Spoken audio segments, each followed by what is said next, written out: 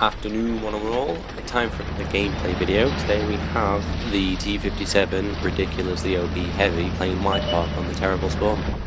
Should be fun to play, as you can see. Starting off as the thing I always do is go to the right. Spawning in late is a bit of a disadvantage, but it's the only thing you can just go on and try and deal with. Looking at the map itself, it looks to be fairly easy. Pause the video at the moment.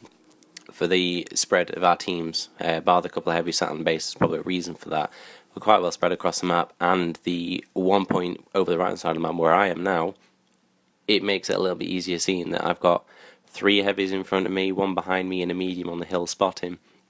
It's going to be a lot easier. This game is all about teamwork. First thing I do is spot Lorraine. Yeah, I get very lucky at my right. Very happy with that, if I'm honest, because it rarely ever happens. Unfortunately, didn't get to see his turret blow off, but there you go, shit happens. This is quite a choke point down the left hand side of Widepark, it always is. The E3 and E4 have a fantastic opportunity to push and be aggressive, and we have to try and stop that. This side of the hill, I do prefer going up and noticing that the WZ isn't actually looking at me. It means it's at least easy to get a couple of good shots on him, providing I do aim in areas where it's going to do damage. And then, as Sotero has it, he bounces on me. Who the hell bounced on T57, I don't know. But the primary function was Triangle. Unfortunately, it was a decent shot and he's removed from the game. I'm still extremely wary of the E4 and E3, hence the reason my trepidation of going forwards. They both have a ridiculously massive cannon that will remove more than 3/4 of my health, so it's always best to try and stay back. Every now and then, if I'm able to get up and get their turrets pointed at me and they're in a position to get shot in the side, I'll do that. But there's very little chance I'm going to be able to do anything on this side until I get some help. You'll see at the choke point there's 5 heavies. This is the kind of moment you'd start to push over. Judging by how many people they're able to see on the map, it is ideal to have this mini map up, because then you can see everything that's happening in the game. And it would be an ideal fact to start pushing forward. Not in the way that this guy does in the medium next to me. He does make a really YOLO decision. Helps his team, admittedly, absolutely helps us all over, but in the end he does die for it. One of the things I'm trying to do is just bait them out. I want to be able to hold these TDs where they are, and in which case it allows our team to run around the side and get in the back. There you go, there's E4 doing his damage. Notice as well that E4s and E3s have a 15-second reload. Because they both fired now, I'm happy to go over and not get shot in the side by any dirt for a massive comment. We have the E4 traps in the corner. I'm just edging forward to see where he is. You are better not doing what I did there and use the turret, but going to third person view and turn your camera around to see where he's pointed.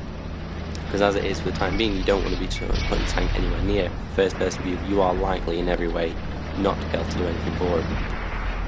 The only primary function at the moment for me now is to stay where I am, stay as hidden as possible, keep the E4 and E3 highlighted, try and keep them on us as much as possible. Eventually, the heavies will realise next to us that they can push over because there's less of their team, and we can sit here and flank them and go around the side. My only plan, again at this moment, is just to stay within this building limit. If I can get side shots on them, I will do, keep checking. If not, I'll have to back off and go forward and go around another way. I'm also looking at the same point to see what's further away from me. So at the moment you've got an E75 and also you've got the Waffle Pretend Tractor down at the bottom, doing quite well in terms of hiding. See, bitch. I really wanted to get him, but the ammo regular rain, I couldn't get his lower front plate. Again, it's just enough to try and make him back off. It did actually help quite a bit. Now this next moment you see the E4 is pointed forwards. I wasn't sure as to why he was doing that, but it allowed me to think of a plan. The E3 is pointing in my direction, the E4 is pointing to the left. People are rushing around my left hand side, so it is a good likelihood that the people behind me will go and make the E4 look in that direction. There is a heavy up to my top right, and eventually when I go around the corner, the E3 takes a pot shot. And it does at me. He fails and misses. When you go around this corner, don't aim for the E3, go for the E4. He's got his back to you, and the next option is to go and get the E3. What I do next is to try and force him into the corner, stop him from turning. As you can see at this point, our team's flooding around the side and they'll be able to get all side shots on him.